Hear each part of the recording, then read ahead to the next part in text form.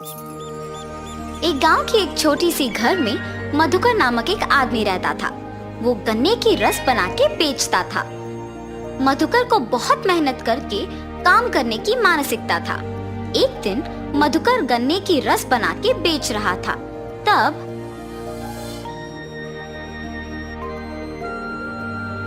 मधुकर, तुम गन्ने की रस बहुत अच्छा बनाते हो। हाँ मधुकर, तुम्हारे हाथों में जादू है। ऐसे गन्ने की रस पीते मधुकर की प्रशंसा करते थे लोग। मुझे आलसी ना होके मेरे गन्ने की रस के बारे में सबको पता चलने के लिए अच्छा और स्वादिष्ट रहने वाली गन्ने की रस बनाना होगा। ऐसे हर रोज वो और स्वादिष्ट गन्ने की रस बनाने का प्रयत्न करता था। वो दिन प्रतिदिन स्वादिष्ट और ताजा गन्ने की रस बनाने के कारण उस गांव में बहुत प्रसिद्ध था। एक दिन मधुकर देर रात तक दुकान में ही रह के और नए तरीके से गन्ने की रस बनाने का प्रयत्न कर रहा था। मुझे कल आज से बेहतर गन्ने का रस बना के बेचना होगा। ऐसे सोचकर दुकान में ही रह के गन्ने का रस बना रहा था। इतने में उस गांव में घूम रही एक देवता उस तरफ से गुजरते हुए प्यासी होने के कारण गन्ने की रस का दुकान को खुला देख सोचती है, लगता है वहाँ कोई गन्ने की रस का दुकान खुला है। कम से कम उससे मेरा प्यास बुझेगा। लेकिन मैं ऐसे नहीं जा सकती हूँ। ऐसे सोच के देवता एक आदमी की नकल में दुकान को जाती है। भाई साहब, मुझे बहुत प्यास लगी है, एक गिलास गन्ने का रस मिलेगा? जी भाई साहब, अभी मैं इनको अदरक और नींबू को मिला के बनाए हुए गन्ने की रस देता हूँ। अगर अच्छा है तो वो मुझे बोलेंगे और मैं कल से ही सबको बेच सकता हूँ। ऐसे सोचकर वो अदरक और नींबू मिला के गन्ने का रस बना के उस आदमी को देता है। वो आदमी रस स्वादिष्ट रहने पर एक और ग्लास मांगता है। अरे वाह, तुम गन्ने का रस बहुत अच्छा बनाते हो। अगर तुम हर रोज इसी वक्त पे अपना दुकान खुला रखते हो तो मैं आकर गन्ने का रस पी के चला जाऊंगा। मेरे पास पैसे नहीं हैं। ऐसे कहकर मधुकर को स्वादिष्ट गन्ने का रस बनाने के लिए एक बैग देकर चला जाता है। मधुकर उस बैग को जब खोल के देखता है तो उसमें सोने को देख खुश होता है। मुझे हर रोज इस समय तक दुकान को खुला रखना होगा, तभी मैं और पैसे कमा पाऊंगा। ऐसे हर दिन वो उस आदमी के आके रस पीने तक दुकान खुला रखता था। वो देवता एक आदमी के नकल में हर रोज आके रस पी के उसे एक सोने का बैग देके चली जाती थी। मधुकर हर सुबह ज्यादा मेहनत करके गन्ने का रस बना के उसे बेच के मिलने के पैसे से ज्यादा उसे शाम में उस आदमी के एक गिलास पीने से कमा रहा था। और इस वजह से वो दिन पूरा मेहनत करने के बजाय सिर्फ शाम में ही दुकान खोलने का फैसला लेता है। मुझे हर रोज सुबह गन्ने का रस बना के बेचने की जरूरत नहीं है। अब से सिर्फ उस आदमी के आने के समय पर दुकान खोल के स्वादिष्ट गन्ने का रस बना के उन्हें देना है बस। उनके दिए हुए सोने से मैं आराम से जी सकता हूँ। ऐसे सोचकर मधुकर उस आदमी के आने के समय पर ही दुकान खोलता था। ऐसे उनके दिए हुए सोने से खुशी खुशी जी रहा था। एक दिन मधुकर उसके दोस्त से मिलता है। क्या हुआ मधुकर, आजकल दुकान नहीं खोल रहे हो? कुछ नहीं, व्यापार अच्छा नहीं चल रहा, इसीलिए दुकान नहीं खोल रहा हूँ। मुझे अब से दुकान खोलने की कोई जरूरत नहीं है। मैं अगर थोड़ी देर शाम में दुकान खोलूंगा तो मुझे दिन पूरा मेहनत करने से भी दुगना पैसा मिलेगा। हर रोज उस आदमी के आने के टाइम पे वो दुकान खोलता था और उसे ताजे गन्ने का रस बना के देता था। ऐसे कुछ दिनों में सुबह दुकान ना खोलने के कारण उसकी आदतें बदल गई थी। मेहनत से काम करने वाला मधुकर अब कोई मेहनत के बिना आराम से रहने लगा। एक दिन मधुकर उसके पास के सारे पैसे गिनते हुए उस आदमी के आने के समय पे दुकान नहीं खोलता है। वो आदमी आके देखता है कि दुकान खुला नहीं है और वहाँ से चले जाता है। गिनती में व्यस्त मधुकर को अचानक याद आता है कि वो दुकान खोलना भूल गया, लेकिन समय तब तक बहुत हो चुका था और वो दुखी होता है कि अब तक वो आदमी चला गया होगा। अरे रे, आज के आने वाले पैसों को खो दिया मैंने। कल मैं उस आदमी के आने के समय से पहले ही दुकान खोल दूंगा। ऐसे सोचकर पैसे कमाने की सोच में मग्न होकर और दुख के कारण वो पूरी रात नहीं सो पाता है। सुबह होने के बाद भी वो सोए बिना सोचते ही रहता है, आज मैं उस आदमी को ताजा गन्ने का रस पिला के ही चैन से सो पाऊंगा। ऐसे सोच के वो सोए बिना बैठे रहता है, मगर शाम को वो अपनी नींद रोक नहीं पाता है। उस आदमी के आने से पहले बहुत समय है ना, इस बीच मैं थोड़ी देर के लिए सो के उठ जाऊंगा, और सो जाता है। ऐसे उस आदमी के आने के समय पे भी सोते ही रहता है। आदमी जब गन्ने का रस पीने दुकान आता है तो दुकान फिर से बंद रहता है। ये दुकानदार न जाने क्यों आजकल अपना दुकान नहीं खोल रहा। कल भी दुकान बंद ही था, कल से यहाँ ना आना ही बेहतर होगा। ऐसे सोच के वो आदमी वहाँ से चला जाता है, और जब तक मधुकर उठता है तब तक तो बहुत देर हो चुकी होती है। हाय भगवान, आज भी मैं दुकान खोल नहीं पाया। वो आदमी आकर देख के चला भी गया होगा। अगले दिन वो ध्यान से दुकान उस आदमी के आने के समय पे खोलता है, लेकिन बहुत देर इंतजार करने पर भी वो आदमी लौट के नहीं आया। ऐसे मधुकर कुछ दिन और इंतजार करता है, मगर वो आदमी लौट के नहीं आता है। उस आदमी का लौट के ना आने का वजह मैं ही हूँ।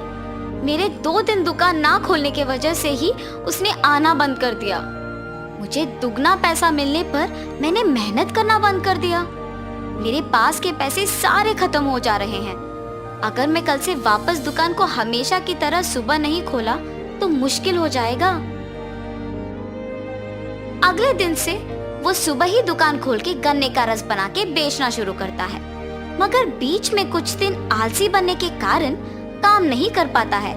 लेकिन खुशी से जीने के लिए अपने आप को बदल के मेहनत से गन्ने का रस बेच के काम करने लगता है। कुछ दिनों में वापस उसे मेहनत की आदत लग जाती है। उसे उसकी गलती का एहसास होता है, और तब से वो आसानी से गन्ने का रस बना के उसे बेच के उसी पैसों से खुशी खुशी जीता है। तो इस कहानी का नैतिक क्या है? मेहनत से जीने की जरूरत एक आदत बनना चाहिए, तभी हम अच्छे स्थान में रहेंगे और साहस से हर मुश्किल का सामना कर सकते हैं। एक लंबे समय पहले एक गांव में रत्नदीप और रानी नामक पति पत्नी रहते थे। रत्नदीप खुद के होटल में डोसा तैयार करके बेचता था। वो डोसा बनाता था और उसकी पत्नी सबको वो परोस के उनसे पैसे लेती थी। रत्नदीप सिर्फ स्वादिष्ट डोसा ही नहीं बनाता था, बल्कि उन्हें बहुत ही कम दाम पे बेचता था। इस कारण गांव के सारे लोग उसी के पास आके डोसा खरीद के खाते थे। वो एक अच्छा इंसान था और सबकी मदद करता था, लेकिन उसकी पत्नी लालची थी। उस गांव में उसके हाथ का अंडा डोसा बहुत प्रसिद्ध था, क्योंकि उसकी ही तरह और कोई अंडा डोसा नहीं बना पाता था। इतना ही नहीं, उस डोसा को कम दाम पे बेचने पर सभी वही आते थे। उसकी पत्नी को डोसा को कम दाम पे बेचना बिल्कुल अच्छा नहीं लगता था। इतना ही नहीं, गांव में कोई भी उसके पति की तरह डोसा नहीं बना पाएगा, इस बात का उसे बहुत गर्व था। एक दिन जब रत्नदीप डोसा बना रहा था, उसे कुछ दूरी में एक बूढ़ा आदमी बैठे हुए और कामते हुए दिखाई देता है। अरे रे, दिखने में बहुत बूढ़ा है, पता नहीं कि उन्होंने कुछ खाया भी। ऐसे सोचकर उनके पास जाता है। भाई साहब, आप यहाँ क्या कर रहे हो? बेटा, चलने की ताकत नहीं होने के कारण यहाँ थोड़ी देर रुक के जाने के लिए बैठा हूँ। आपको देख के लग रहा है कि आपने शायद कुछ नहीं खाया।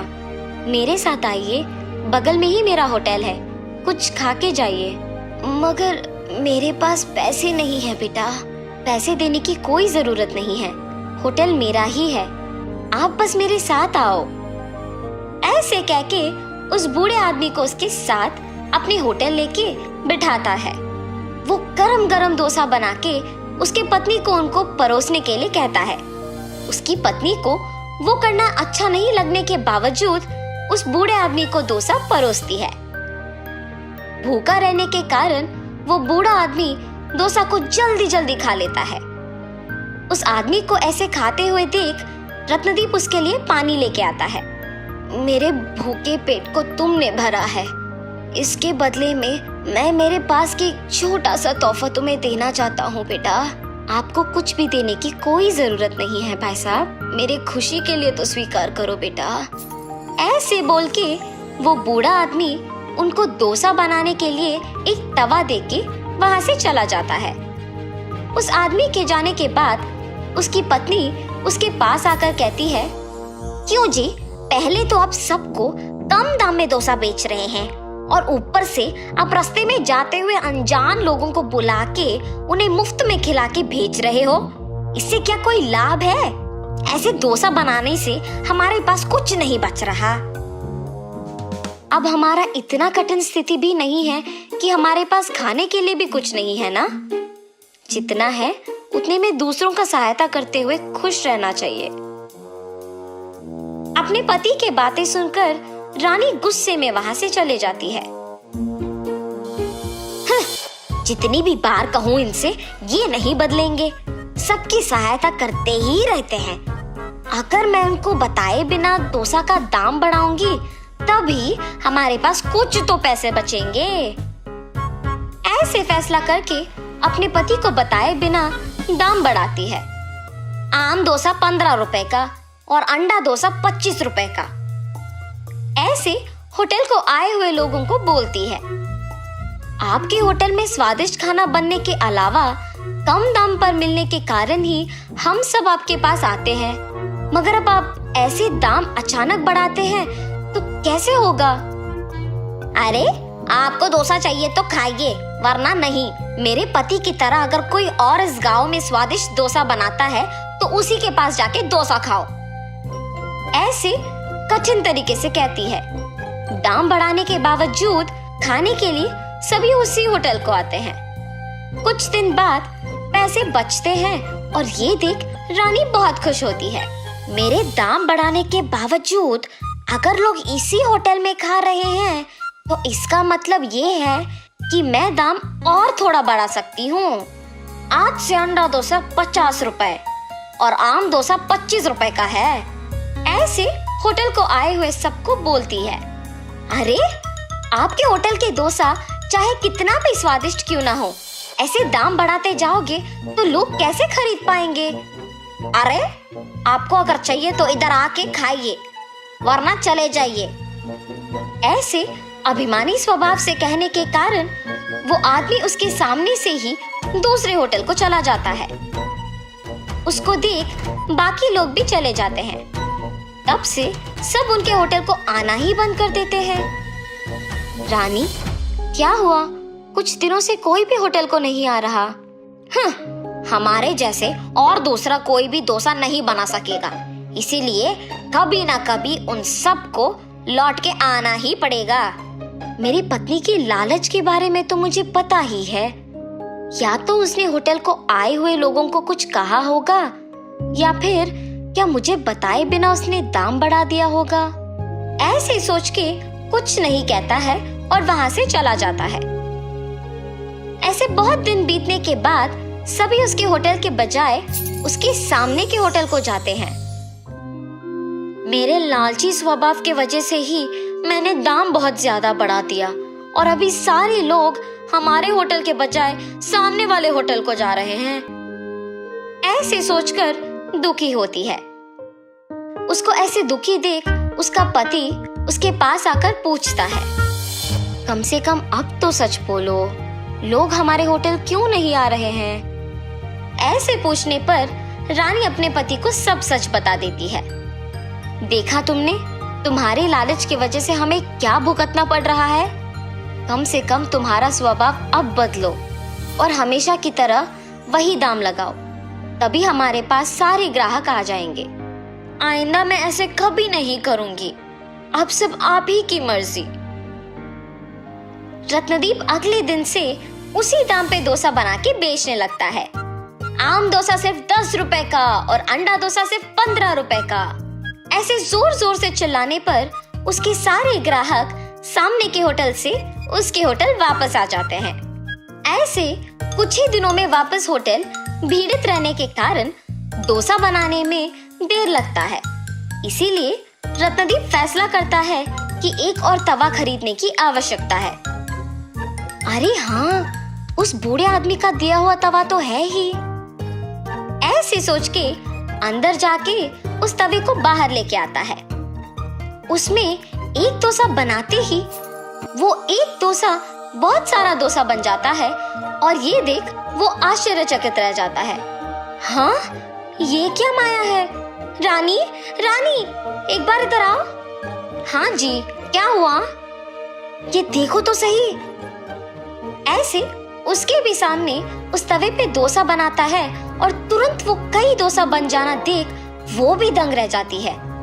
ये कौन सा जादू है जी? एक डोसा कई डोसा में बदल रही है। तुम्हें वो बूढ़ा आदमी याद है? उसी का दिया हुआ तवा है ये। और तुमने उस दिन उनको डोसा मुफ्त में देने के कारण गुस्सा किया था। ये सब आपकी सहायता करने की वजह से ही मुमकिन हुआ है जी। ऐसे उस दिन से अंडा डोसा को कम दाम पे बेच के बचे हुए डोसा को गरीब लोगों को मुफ्त में दे के पति पत्नी दोनों खुशी से जीने लगते हैं। एक बार की बात है, रामू नाम का एक लड़का रहता था। वह अपनी दादी के साथ रहता था। क्योंकि रामू के पास उसके माता पिता नहीं थे, इसलिए उसकी दादी ने उसे बहुत लाड प्यार दिया। रामू को अपनी दादी के साथ समय बिताना बहुत पसंद था। रामू हर दिन स्कूल जाता था, घर लौटता था और अपनी दादी की कहानियाँ सुनता था। जल्दी ही उसने अपनी 7वीं कक्षा पास की। आगे की पढ़ाई के लिए उनके गांव में कोई स्कूल नहीं था, इसलिए रामू घर पर वापस आ गया और अपनी दादी की दैनिक कामों में मदद करने लगा। जब वह घर के कामों में मदद कर रहा था, तब उसने अपनी दादी की मदद से चाय बनाना सीखा। रामू बहुत कुशल था और वह जो चाय बनाता था वह स्वाद में बहुत लजीज थी। हर बार जब वह अपनी चाय का स्वाद लेती थी तो उसकी दादी उसकी तारीफ करती थी। रामू हमेशा मेहमानों और अपने दोस्तों को चाय परोसता था।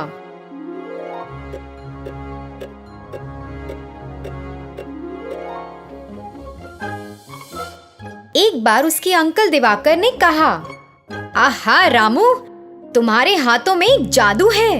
क्या चाय है! यह सच में बहुत स्वादिष्ट है। धन्यवाद अंकल, मुझे खुशी है कि आपको मेरी चाय पसंद आई। मेरी चाय का स्वाद चखने वाले सभी लोगों ने मेरी बहुत तारीफ की है। रामू, तुम बाजार में हमारे गांव के लोगों के लिए अपनी चाय क्यों नहीं बेचते? मुझे यकीन है कि तुम इससे कुछ पैसे कमा सकते हो। रामू ने उनका सुझाव लिया और गांव में बेचने के लिए चाय बनाई। सभी को चाय का स्वाद बहुत पसंद आने लगा और यह बात पूरे गांव में फैल गई।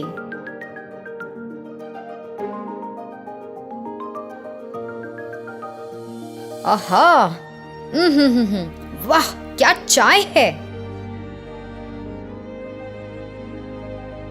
ग्राम प्रधान ने रामू के इस हुनर के बारे में सुना और उन्होंने रामू को मिलने के लिए कहा। रामू, तुम्हारे हाथों में एक जादू है। तुम्हारी चाय कमाल की है। जी शुक्रिया, मुझे बहुत खुशी है कि आपको मेरी चाय पसंद आई। रामू, अपने भविष्य के बारे में सोचो। अब तुम बच्चे नहीं हो। अब जब तुमने चाय बनाने में महारत हासिल कर ली है, तो तुम शहर में अपनी चाय बनाने क्यों नहीं जाते? शहर के लोगों को भी अपनी चाय का स्वाद लेने दो और मुझे यकीन है कि शहर के लोग तुम्हारी चाय को बहुत पसंद करेंगे और तुम इससे अच्छा पैसा कमा सकते हो। रामू ने प्रधान के शब्दों के बारे में सोचा और उसे लगा कि यह करना सही है। मैं आपसे सहमत हूँ। आप पूरी तरह ठीक हो, लेकिन मुझे नहीं लगता कि मैं तुरंत शहर जा सकता हूँ।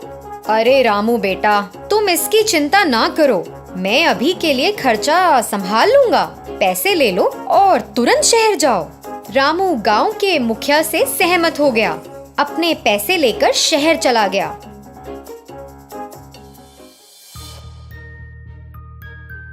उसने चाय की थड़ी में एक व्यक्ति से संपर्क किया और उससे एक रोजगार मांगा।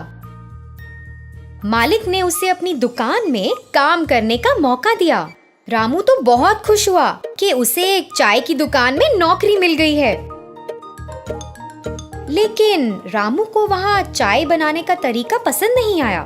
दूध के बजाय वे दूध पाउडर का उपयोग करते थे। एक अच्छी गुणवत्ता वाली चाय पत्ती के बजाय वे सस्ती चाय की पत्तियों का उपयोग करते थे और कुल्हड़ के बजाय वे प्लास्टिक के कप का उपयोग करते थे। इतना ही नहीं, वे एक विशेष चाय बेचने का दावा करते थे। रामू इसे देखकर एक पल भी वहाँ नहीं रुकना चाहता था और अपने गांव वापस जाना चाहता था। उस घटना के बाद रामू चाय की दुकान के मालिक को देखने गया। सर, मैं यहाँ काम नहीं कर सकता, मैं ये नौकरी छोड़ना चाहता हूँ। क्या तुम्हें तो यहाँ एक भी दिन नहीं हुआ और तुम छोड़ना चाहते हो? कम से कम मुझे कारण तो बताओ कि तुम क्यों छोड़ना चाहते हो। मुझे यह चाय बनाने का तरीका पसंद नहीं है। चाय बनाने के लिए आप जिस दूध का इस्तेमाल करते हैं वह मिलावट है। अच्छा, फिर चाय कैसे बनाई जाती है? हमारे पास रोजाना 20 नियमित ग्राहक आते हैं। क्या वे हमारे चाय के स्वाद को पसंद किए बिना ही रोज आते हैं? अगर हम असली दूध के साथ गुणवत्ता वाली चाय बनाते हैं तो सिर्फ 20 नियमित ग्राहक क्यों? मुझे यकीन है कि हम पूरे शहर को अपनी चाय की दुकान पर रोज पा सकते हैं। मेरे गांव में मेरे द्वारा बनाई गई चाय का स्वाद सभी को पसंद है। ओह, सच में? क्या इतनी कमाल है? ठीक है, फिर आइए देखें आप चाय कैसे बनाते हैं। मालिक रामू को रसोई में ले गया और रामू को यह दिखाने के लिए कहा कि वह चाय कैसे बनाता है। फिर रामू ने चाय बनाने की प्रक्रिया शुरू की। उसने शुद्ध दूध, अच्छी गुणवत्ता वाली चाय की पत्ती, शुद्ध चीनी और प्लास्टिक के कप की बजाय मिट्टी के बने कुल्हड़ का इस्तेमाल किया, जिसने चाय को शानदार स्वाद दिया। चाय बनाने की पूरी प्रक्रिया देखने में शानदार थी। मालिक और अन्य लोग जो इस प्रक्रिया को देख रहे थे वे हैरान थे और रामू की चाय बनाने की प्रक्रिया को देखते रहे। उसने चाय तैयार की और वहाँ के लोगों को परोसा। अरे वाह रामू, मैं तुम्हें गलत समझता रहा। मुझे सही में स्वाद बहुत पसंद आया। वास्तव में प्रक्रिया बहुत बढ़िया है। अब से हम तुम्हारे नुस्खे के अनुसार चाय बनाएंगे। हम अब पुराने नुस्खे का उपयोग नहीं करेंगे। तब से मालिक ने चाय बनाने के लिए रामू के तरीके का इस्तेमाल किया। लोग चाय की दुकान पर रोज जाने लगे। चाय का स्वाद लेने के लिए अपनी बारी का इंतजार करते थे और दुकान में खड़े होने की भी जगह नहीं थी। पहले से भी अधिक मुनाफा किया। रामू को एक अच्छा नाम मिला, उसके कौशल को पहचाना गया और लोगों ने उसके हाथों में जादू और उसकी चाय के दिव्य स्वाद के लिए उसकी सराहना की। रामू को शहर में एक अच्छा नाम मिला और वह अपने गांव लौट आया। उसकी दादी को उस पर बहुत गर्व था और वे दोनों गांव के मुखिया को देखने गए और उनका आशीर्वाद लेने गए। रामू ने मुखिया से लिया पैसा वापस कर दिया। मुखिया को रामू पर बहुत गर्व था और उसकी कड़ी मेहनत के लिए उसकी सराहना की। रामू को ग्रामीणों के सामने सम्मानित किया गया और जमींदार ने उसकी सफलता की कहानी सभी ग्रामीणों को सुनाई। रामू ने गांव के कई युवा बेरोजगारों को प्रेरित किया। सभी ने रामू से प्रेरित होकर अपने लक्ष्य के प्रति मेहनत करना शुरू किया। किसी ने भी गांव में गरीबी या बेरोजगारी नहीं देखी।